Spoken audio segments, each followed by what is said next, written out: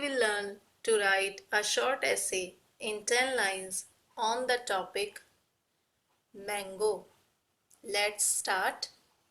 First line is mango is called the king of fruits.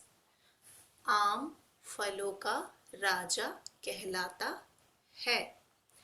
Next line. It is very tasty and juicy fruit. यह बहुत ही स्वादिष्ट और रस भरा फल होता है. Next line. The color of mango is green, yellow and light red. आम का रंग हरा, पीला और हल्का लाल होता है. Now, next line. It only has a big seed in it. इसमें केवल एक बड़ा सा बीज होता है. Now, next line. Mango grows in the summer season. आम गर्मियों में उगता है. Now, next line.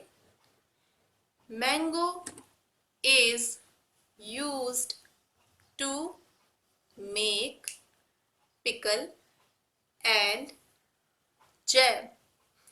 आम का प्रयोग अचार और जैम बनाने में किया जाता है. Next line. Mango is a good source of vitamins and minerals.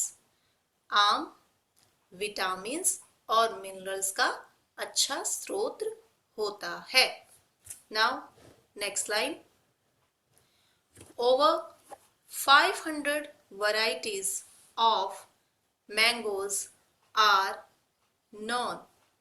आम की 500 से ज़्यादा किस्में पाई जाती हैं. Now, next line. Everyone likes to eat mangoes.